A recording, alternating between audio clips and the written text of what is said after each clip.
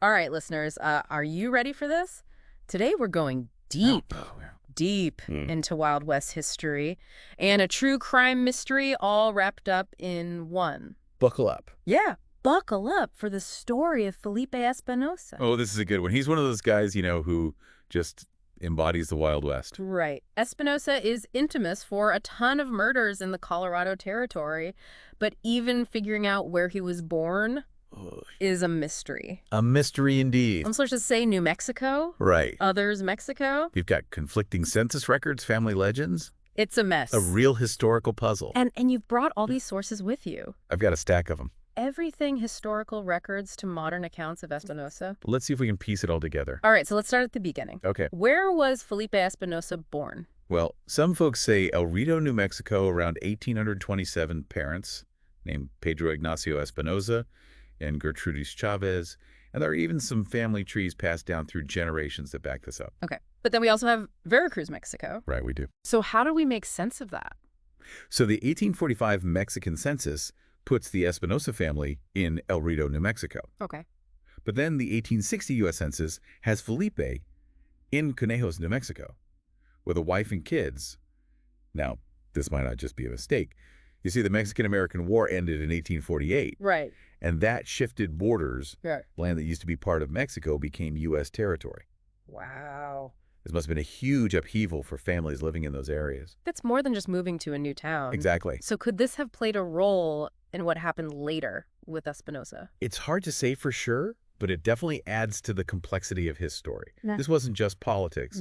Yeah. This was real people's lives being turned upside down. Absolutely. So before all the violence that he's known for, what was his life like? Married kids. Was there anything in the historical record that hints at what was to come? That's what's so interesting. What we can piece together from census records and a few other things suggests that he was a pretty ordinary guy, family man, working the land. Nothing that screams future mass murderer. This is where those gaps in the historical record really get you thinking, what happened to make this seemingly regular guy snap? It's like a psychological thriller. It really is. Waiting to happen. And you mentioned that this was a turbulent time. Oh, it was. So what was going on in the bigger picture? It might have influenced Espinosa? We can't talk about Espinosa without talking about the Treaty of Guadalupe Hidalgo in 1848. Officially, it ended the Mexican-American War, but the consequences were enormous, especially for the people living in those territories that changed hands. The Treaty of Guadalupe Hidalgo, that's 1848. That's right. Okay, remind me, what exactly did this treaty do? Well, in a nutshell, Mexico had to give a big chunk of land to the United States, and this is where things get complicated. A lot of Hispanic families who'd been living on that land for generations were suddenly caught up in legal battles, often against white settlers moving in. So you're saying their land, their homes, their whole way of life, everything was up in the air. In a system that wasn't always fair to them. Yeah, imagine that feeling, having everything taken from you. Exactly. It would breed resentment, a feeling of being wronged. Okay, so this was the backdrop. This political upheaval and sense of injustice. Did something specific happen to Espinosa that pushed him over the edge? Well, there's this theory that the U.S. Army tried to arrest Espinosa and his brother for robberies. We don't know for sure if they were actually guilty, but what we do know is that they resisted and things escalated quickly. Okay, I can see where this is going. Classic Wild West standoff. What happened? The Army burned down one of their homes and they lost their property. You don't have to be a psychologist to see how that could make someone furious, especially after everything we've talked about, the loss of land, the tension in the region. Right, it's like pouring gasoline on a fire. Exactly. Yeah. This incident with the Army seems to be a turning point, because by the spring of 1863, things take a very dark turn over the next several months. Espinosa is believed to have murdered 32 people in what is now Fremont County, Colorado. 32 people. That's a lot of lives. It is. So what was behind these killings? Was there a pattern, a motive? That's the question that's haunted this story. The level of brutality was shocking, even for the Wild West. The first victim found in May of 1863 was mutilated. His heart had been removed. That's chilling. It is. It makes you wonder if there was something more going on. Right, like he was trying to send a message. Yeah. Well, it gets even darker than that. Espinosa didn't just go on a rampage. He wrote a letter. A letter. He took the time to write a letter. He did a chilling message to Territorial Governor John Evans. Wow, in the middle of all this, what did he say? This letter gives us a glimpse into Espinosa's state of mind. And it's not pretty. He said he was going to kill 600 gringos unless his demands were met. He had demands while on a killing spree. He did. This is unbelievable. Okay, so before we find out what those demands were and whether the governor gave in, let's take a minute to process all this. Okay, I'm still stuck on this letter. Oh, yeah. Espinosa is on a killing spree, and he's writing to the governor like it's nothing. Making demands. Bold move. Yeah, what did he want? Well, he wanted pardons for himself and his whole gang, 5,000 acres of land in Conejos County. And get this, positions in the 1st Colorado Volunteer Infantry. Wait, he wanted to be in the army. The same army that he was fighting. Seems a little contradictory, right? But you got to think about what might have been going on in his head. Was he desperate, trying to secure some kind of future for himself and his men?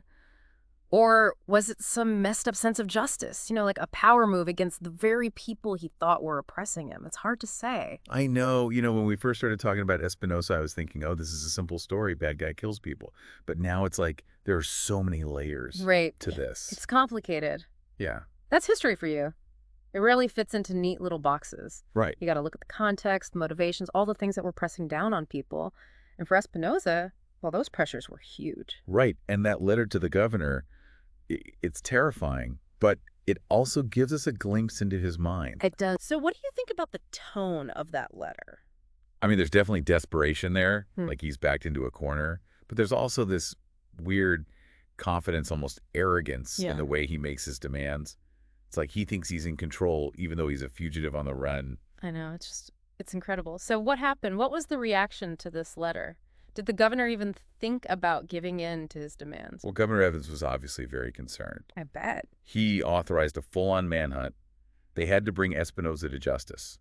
They sent out law enforcement, including Conejos County Sheriff Emmett Harding. I can imagine that wasn't easy. This guy was already proving to be very good at hiding. Oh, yeah. Espinosa and his gang knew the terrain. They were great riders, and they had the element of surprise. It was like a game of cat and mouse. Espinosa was always a step ahead. Even military commander S.B. Tappan, who was brought in to help, was struggling to make any progress. Sounds like they were trying to catch a ghost. So did they ever come close? They tried everything, possessed raids, you name it. Yeah. But Espinosa was like a shadow. He just vanished. It was frustrating for law enforcement and scary for people living in the area. Yeah. You never knew when or where he'd show up next. Oh, it's like a Western movie come to life, but with real danger, real fear. So how did they finally catch him?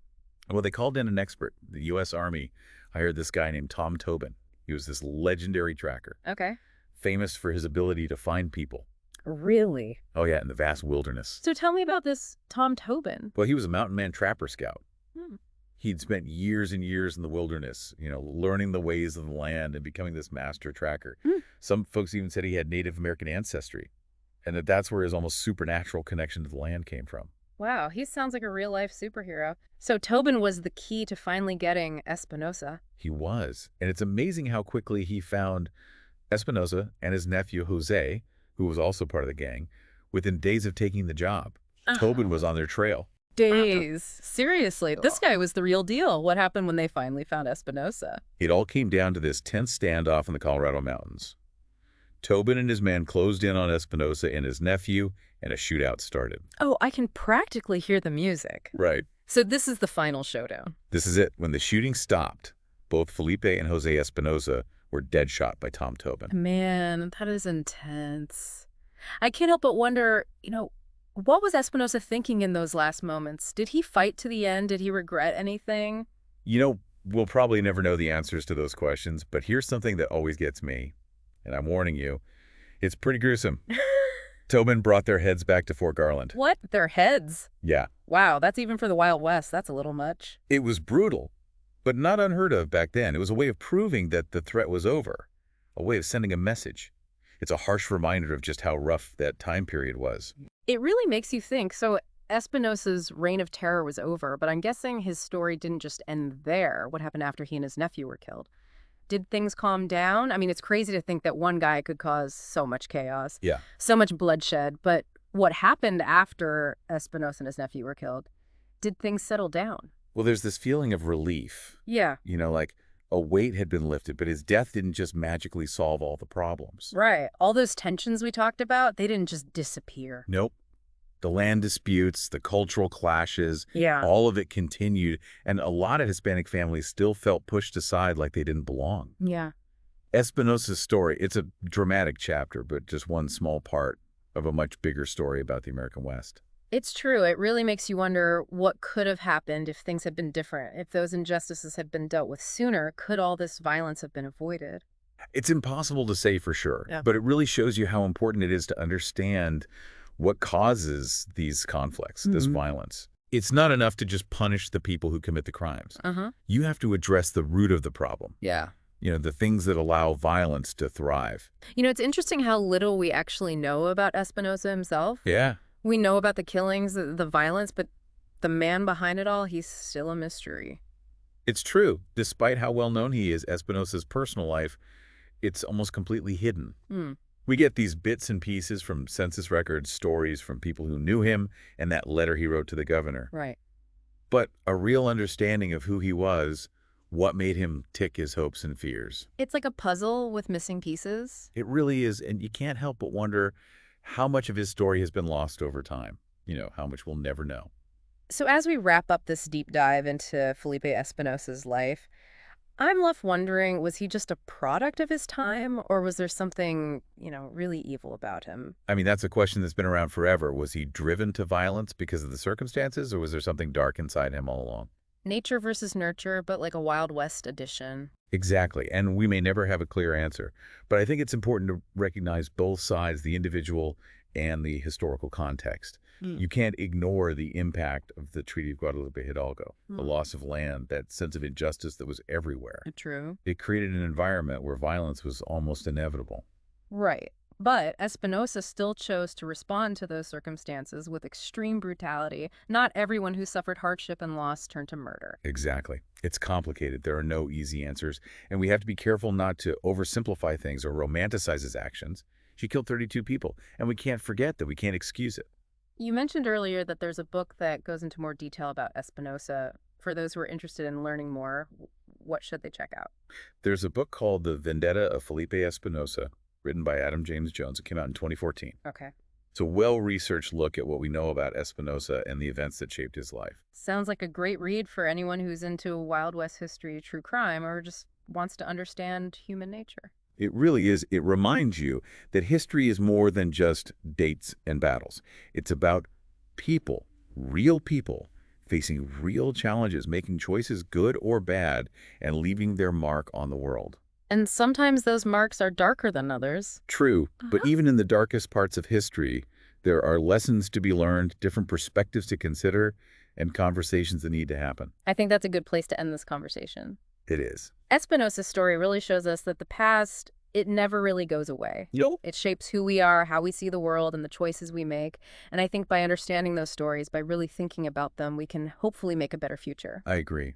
This has been a fascinating deep dive. I'm still thinking about that letter to the governor. So bold. Oh, yeah, it's quite a story. It is. Well, I'm going to go find that book. Thank you so much for joining us on this journey, and to everyone listening, thanks for tuning in. Keep exploring, keep questioning, and keep learning.